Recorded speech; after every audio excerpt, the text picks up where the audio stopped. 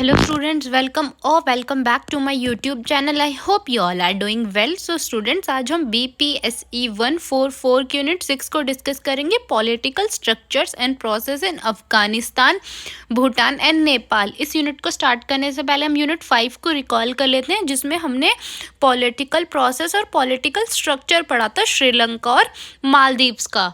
इस यूनिट को स्टार्ट करते हैं, इसमें हम 5 टॉपिक कवर करेंगे। सबसे first introduction, second similarities and difference between Afghanistan, Bhutan and Nepal, third Afghanistan, fourth Bhutan and last Nepal. सबसे पहले हम इसके इंट्रोडक्शन की बात करते हैं। जैसा कि इसके इंट्रोडक्शन में बताया गया है कि जो आपका अफगानिस्तान, भूटान और नेपाल है, इसकी यूनिक हिस्ट्री है, ठीक है। इसका डिफरेंट कल्चर है और उसका डिफरेंट पॉलिटिकल सिस्टम है।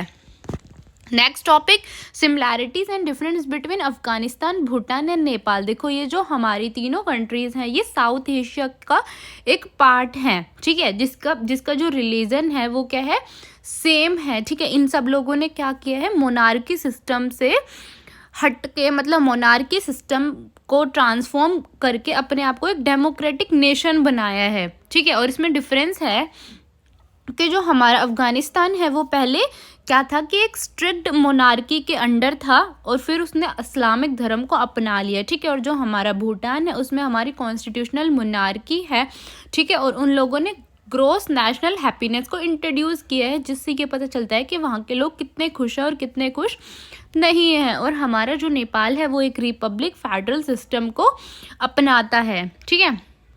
नेक्स्ट टॉपिक है आपका भूटान एंड नेपाल। देखो, जो भूटान और जो नेपाल है वो आपका हिमालय रीजन का, साउथ एशिया के हिमालय रीजन का एक पार्ट है, ठीक है। जो कि अपने माउंटेन्स को शेयर करते हैं, ठीक है, अपने कल्चर को शेयर करते हैं और अपनी इकोनॉमिक्स को शेयर करते हैं, ठीक है। इन दोनों ने भाई अपनी मोनार्की से कॉन्स्टिट्यूशनल मोनार्की बनाई है, जहाँ पे प्रॉपर एक पार्लियामेंट्री सिस्टम है, ठीक है।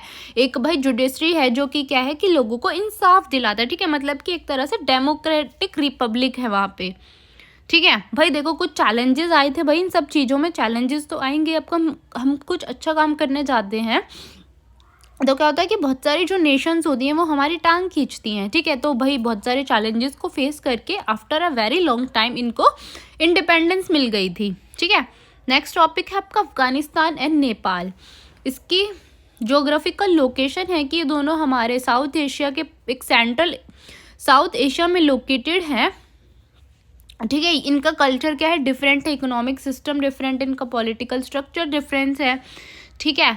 ये क्या है कि भाई जो हमारा अफगानिस्तान है वो एक मुस्लिम नेशन है और जो हमारा क्या है नेपाल है वो एक हिंदू मेजॉरिटी है उसमें, ठीक है। मतलब कि उसमें हिंदुज़म ज़्यादा है।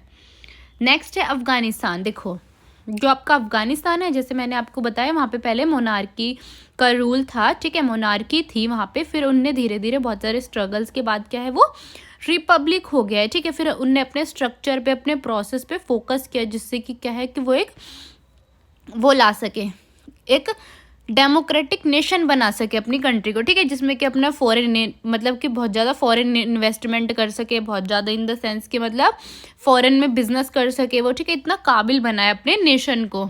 इनकी ज्योग्राफी है, देखो भाई, ये बहुत सारों के साथ अपना क्या है, 6 कंट्रीज़ के साथ अपना बॉर्डर शेयर करती है। जैसे आपका पाकिस्तान है, ईरान है, चाइना है, इन सब के साथ ही अपना बॉर्डर शेयर करती है। इसका खुद का कल्चर है, ठीक है। अफगानिस्तान का अपना खुद का कल्चर है। यहाँ पे क्या है, ज़्यादातर इस्लामिक धर्म ज़्यादा लोगों को माना जाता है। देखो भाई, हम ये कैसे जज करते हैं कि ये एक हिंदू नेशन है या फिर इस्लामिक नेशन है, जिसमें जिसकी पॉपुलेशन ज़्यादा होती है। जैसे अफगानिस्तान में इस्लाम की पॉपुलेशन ज़्यादा है तो उसको इस्लामी नेशन बोल देते हैं। जैसे अपने इंडिया में क्या है, हिंदू ज़्यादा है तो इसको बोलते हैं कि हिंदू नेशन है, ठीक है।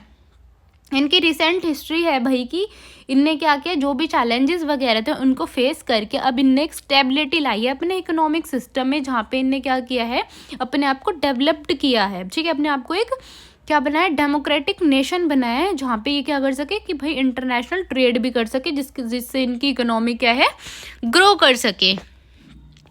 Political reform and modernisation. देखो, ये मॉडर्नाइजेशन की तरफ तो बढ़ गई, ठीक है, पर बहुत सारे चैलेंजेस आए उसके बाद भी, जैसे सिक्योरिटी है, आपका करप्शन है, ठीक है, पॉलिटिकल फ्रेगमेंटेशन है, ये सब चैलेंजेस आए।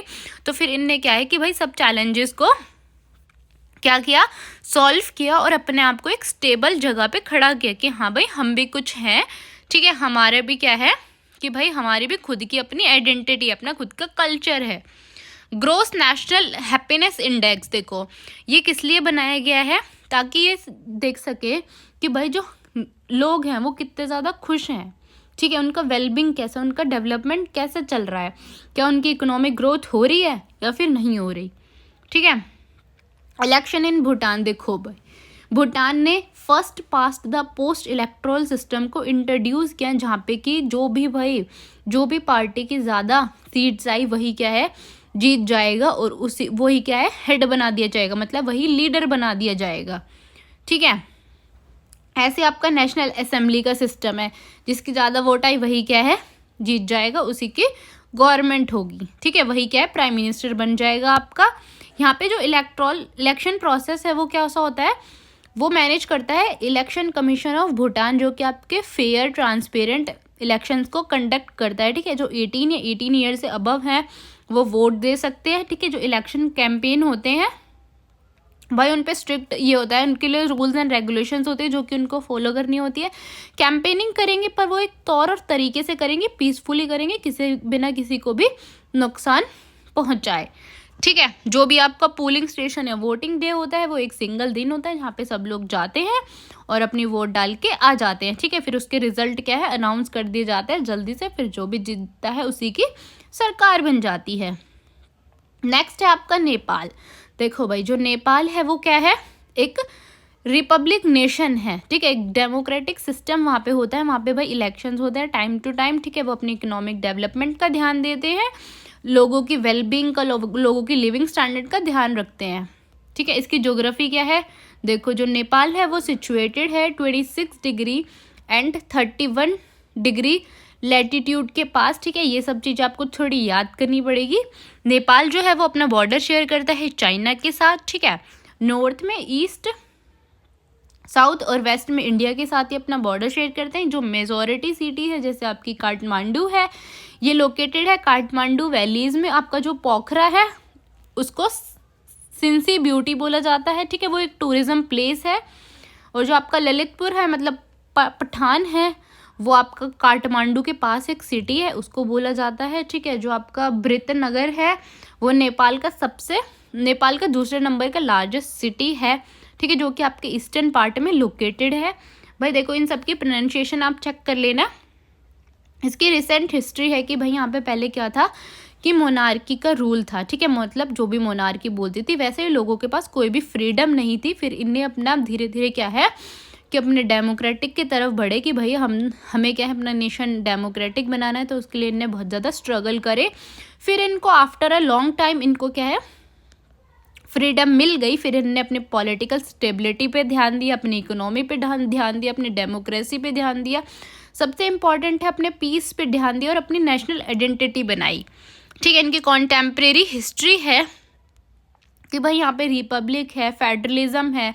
ठीक है, बहुत सारे इकोनॉमिक चैलेंजेस आए जिनको क्या इनने सॉल्व किया। ठीक है, इनने देखा कि भाई हमें एक सस्टेनेबल डेवलपमेंट चाहिए। ठीक है, जो इनके रिसेंट डेवलपमेंट्स हैं जैसे इनने अपने इंफ्रास्ट्रक्चर में इम्प्रूव किया। ठीक है, डेमोक्रेटिक प्रोसेस में इम्प्रूव किया। ठीक है, इकोनॉमिक इश्यूज जो भी थे उनको सॉल्व किया, जो भी चैलेंजेस वगैरह इनको क्या है सॉल्व किया। जैसे यहाँ पे बहुत ज़्यादा पुअर्टी थी तो उसको क्या है रिड्यूस किया, बहुत सारे लोगों के लिए ऐसी पॉलिसीज़ बनाई कि जिससे ज़्यादा से ज़्यादा लोग क्या है जॉब्स में इंगेज रहें। ठीक है, इनइक्वालिटी को कम किया।